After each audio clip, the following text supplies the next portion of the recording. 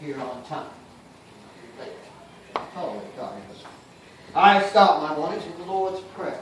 Pledge of Allegiance. After that, we will open up the McGuffey Readers, and we will read from the McGuffey Readers. This is the 4th grade McGuffey Reader.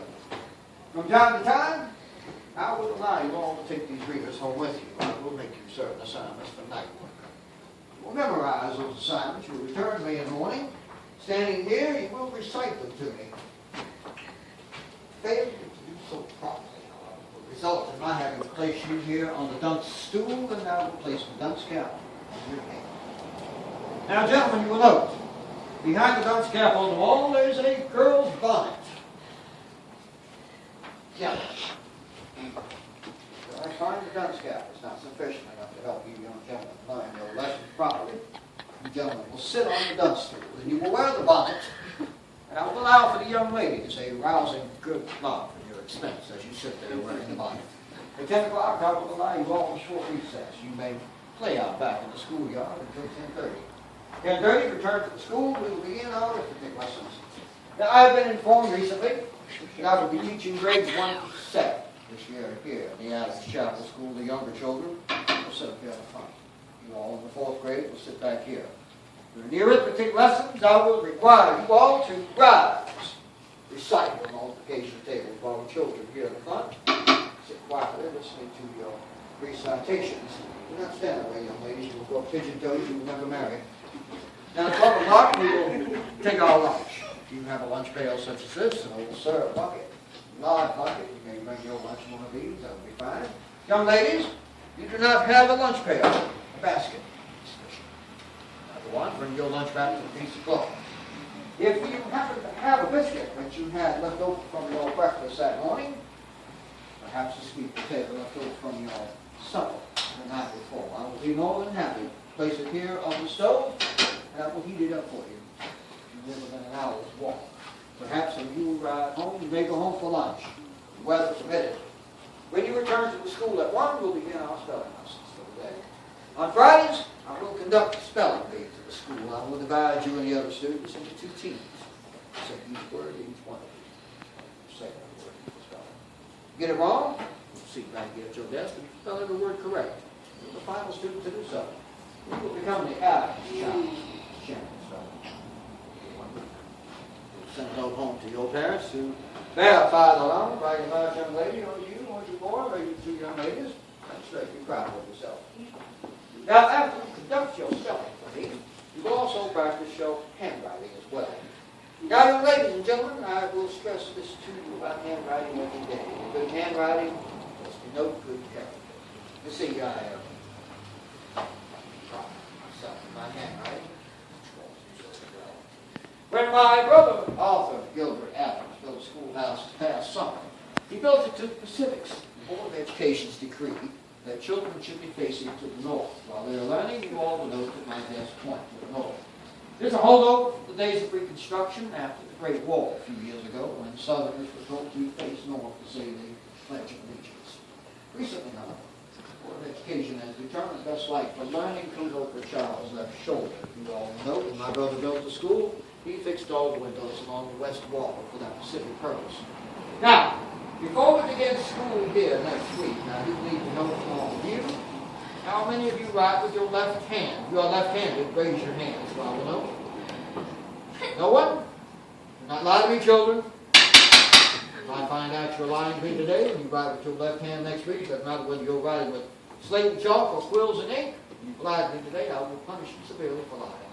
But if you do write with your left hand, you have to learn to write with your right hand in my school. Doesn't matter whether you're writing with slate and chalk or quills and ink. I'm being paid $18 a month to teach school this year here in Balfour County. I can afford to. I will buy parchment paper. You all will write with quills and ink, like proper young ladies and gentlemen. If you are using your left hand to write with, like for your left shoulder, you all will note that your left hand will cast a shadow on what you're writing. Your handwriting will suffer. Now you do remember what I just said about good handwriting denoting good character. I promise you, all will take pride in your handwriting beside your mind.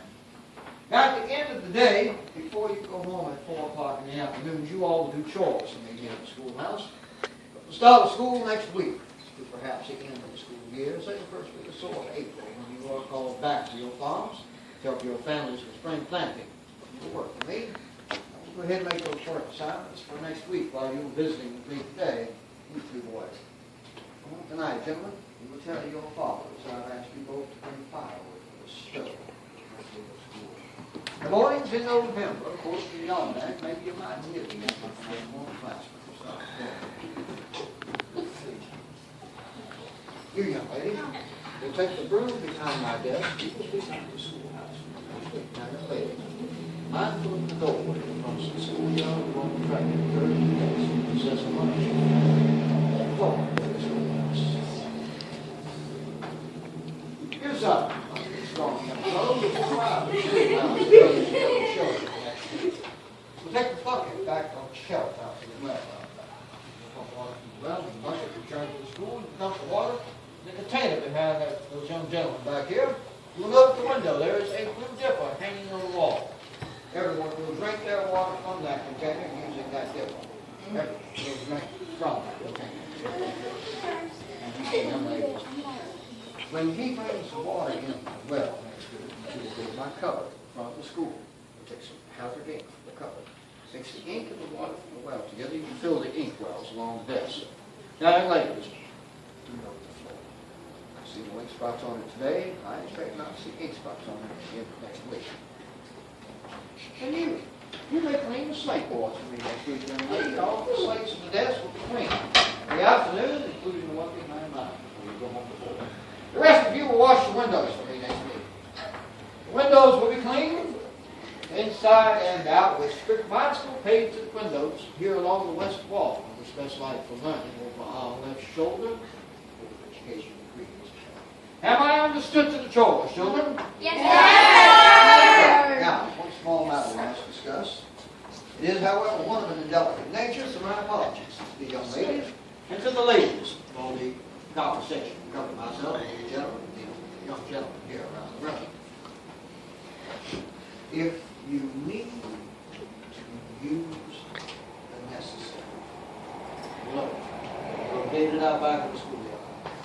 The door for the ladies, the door for the gentlemen. Now please, limit yourself to trips necessary during your recess. If you must go there at my time, you may do so by raising your hand. Allow me to go. However, too many trips are necessary. I will assume one of two things. Either you are ill, perhaps you're suffering from colic or stomach that morning, or there is tomfoolery afoot. And I do not tolerate tomfoolery in my schoolhouse. Gentlemen, like the gentlemen to the woodshed behind the necessary, I will introduce you, gentlemen, to my Board of Education. Young ladies, all right. Stand beside your desk, without your hand. Now we'll get it with pointer. 3 or 4 times. Thanks. Same punishments. Being late in the mornings, late for recess or lunch, fighting in the schoolyard, or speaking while I am speaking. Children are seated. Speak. At the end of the day, ring the bell. Say class dismissed. And you will return to me in the mornings with your night assignments. Memorize recitations. Am I understood? Yes, sir. Good morning, everybody. My name is Al Bowler. I'm one of the historical interpreters here. I'm an actor here in Old Alabama town. And my job is to portray Alpheus Reed Adams, the first schoolmaster at the schoolhouse, the Adams Chapel School in 1898. Now, y'all can relax. I'm really a nice guy, okay? But that's breathing. All right, everybody take deep breaths. All right. Is everybody good? Yes, I think I'm good. Okay, where do we stand, Diane? They're not here